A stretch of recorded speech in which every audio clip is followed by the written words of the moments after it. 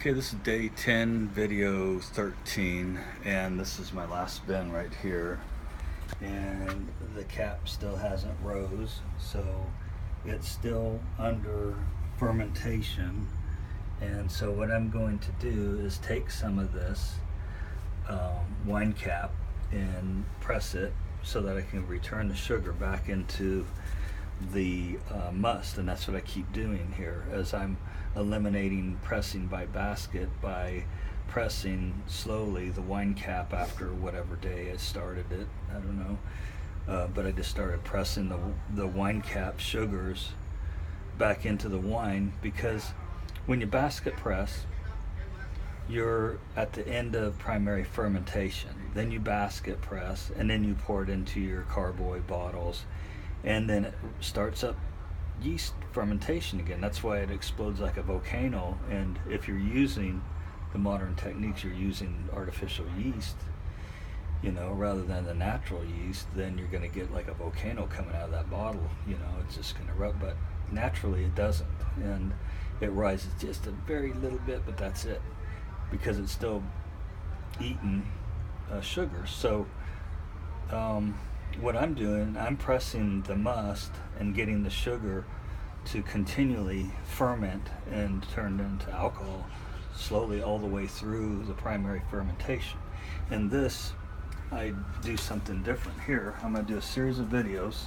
So what I'm going to do is I'm going to take this must, punch it down, take a scoop of it, fill up this basket right here.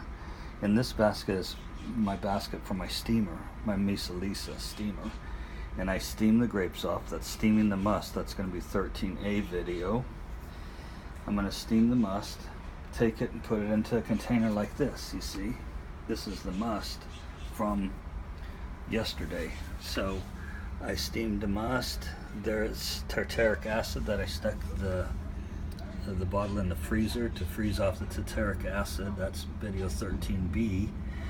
And then I inoculated it by scooping some wine out and putting it back in. So now it's inoculated with this wine yeast already, and it's inoculating the steamed grape that lost its alcohol, but it still has some sugars in it. So it's going to reactivate this and turn this back into alcohol. And then I'll add it back in here. So that's what I'm doing. I'm recirculating, and getting all the sugars out and putting it back in. So it worked. So you could see the bubbles right here on the top that have formed from a steamed must, taking all the alcohol out, taking the tartaric acid, reducing it, and then inoculating it so that it's going to turn all the sugars in there back into the alcohol. So I'm going to regain my alcohol back, and then I'll add it back into the must before I dump it in my carboy. And I'll have all this out so that it'll be cleaner when I dump it into the carboy, and I won't be pressing at all. There won't be no pressing. I'm steaming the must off. So that's it. Oh, I'm going to show you the, did you stop it? Okay, so I'm going to show you right now what I'm going to be doing is putting this must into my steamer here. So I punch this down. You want to take a look, see how thick the cap is. Still good. See, it's got a pretty good cap on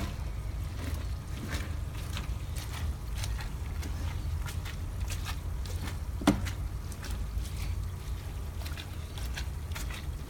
Still a lot of activity going on. So day 10 still. And then I take this.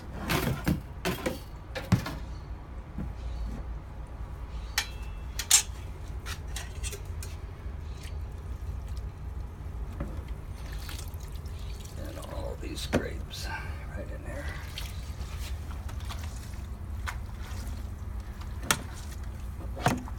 Now this is really handmade wine. They talk about handcrafted wine. This is really, and I don't think anybody is steaming must, and reintroducing it back into the wine. And I did it last year with my 2016 Blue Lotus medicinal wine, and it came out okay. You know, I had a fruity flavor still in there. I didn't even inoculate the must.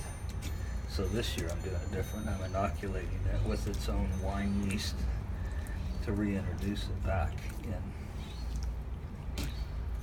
So I'm taking the 20-30% of sugars that are left in the must, and I'm reintroducing them right back into the grape, into the juice, and into the wine.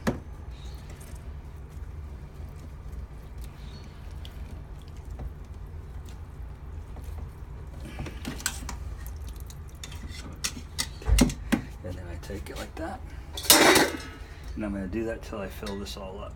So I'll get back to you when I put it on the steamer.